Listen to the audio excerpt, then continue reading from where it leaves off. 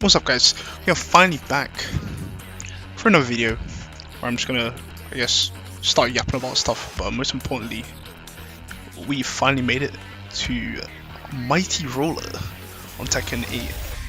Plainly, we did it. Really good achievement, and I guess I'm just making this video just as a way to track my progress, to yeah, just be proud of the achievement. It took me like just under a month to get from Garyu to Mighty Roller. There was a lot of things I did have to learn. I'm going to go through that in this video, but a lot of stuff to learn.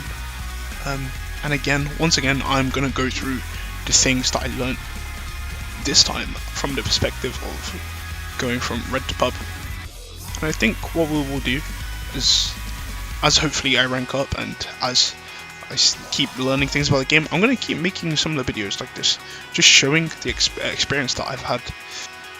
I'm literally just going to go through the things that, from my perspective, from red to purple, these are the things that helped me progress that rank. Honestly, the grind was not as hard as I thought it was going to be. If you can get to red, you can definitely get to purple.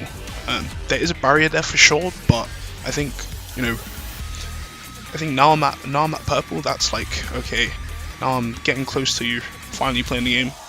We're definitely above average, but we're not quite at that future level yet. But that's fine. It's part of the progress. But we're definitely dabbling in that above average pool now. Generally, the things I will probably say to improve on, if you've seen my previous video, that hopefully I will show at some point in this video or like below it in the description, I made a couple of different points, and honestly this video is probably just going to be an evolution of the previous video. So in terms of the first thing that was really important from getting from red to purple, learning more things about your character is like a number one trigger to instant progress. The more moves you know about your character, the more you can test the knowledge of your opponent. So I saw a lot of progress by going into the practice mode every day for a couple of minutes or however long I felt like doing it on that day, and just learning more moves in my character, and then going into games and practicing those same moves.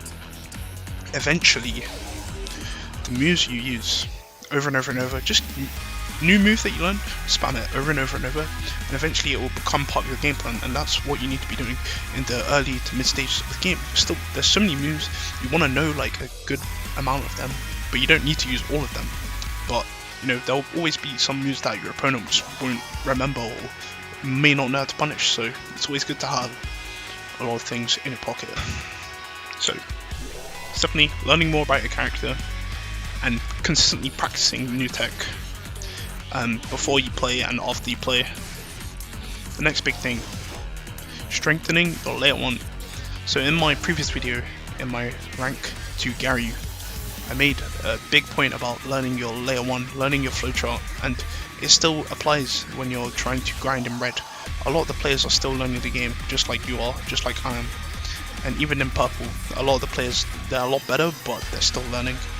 And there's a lot of things that you can do to abuse their habits, which will probably go on to my third point and maybe a next video, but we'll just talk about enhancing the layer 1. There are a lot of moves that you can just use, a lot of good moves in this game, a lot of moves that people don't know how to punish. You need to start understanding what are your big moves, your plus and block normals, your frame traps. Frame traps are super important, so just make sure you have those down. Every character has a frame trap, every character has a type of flowchart, and from like player to player you need to understand what can you get away with, what can you do. There will be a lot of things that are fake, and over time you'll develop an idea of what works, what doesn't, and you have to keep trying to evolve on that and trying to iron out the kinks in your gameplay, and you have to be confident on it, and that's how you'll win. If you're confident on your game plan, everyone's game plan is different, but if you're confident in yours, you can win. It's zookeeping. It's playing in a very unorthodox manner, but being able to calm that down. Zookeeping is basically just knowledge checking your opponent, finding out what works for you that your opponent doesn't know about, and abusing that weakness of your opponent, learning how to play against, you know, mashers, learning how to play against people that don't respect frames, all these things like frame trapping and, you know, setting up counter hits. It's all zookeeping. It's all the same thing. You know, you'll still have people that will rage art. Same thing, rage art like a low health. You know, you'll run at them, they might, you know, throw out a rage art, or they might whiff a button when you run at them. It's just zookeeping. These are all the like really basic tactics people will try to do. The thing about zookeeping as well, you have to know when it's not working. Otherwise, you just kind of fall apart. Next point. Alright, so this is a real important lesson I'm about to drop right now, and it's understanding your ego. As a player, you cannot have, especially if you're learning as a beginner, intermediate player, even at a higher level, you cannot have an inflated ego. You cannot be overconfident, but you can believe in yourself. If you have a high ego, you will eventually lose games, and you will get very, very angry about that.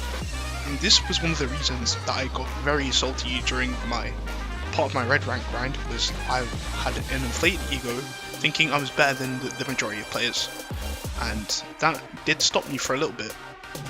But once I started to, you know, reel it back, I started to lower my ego by commenting on the things my opponent was doing well.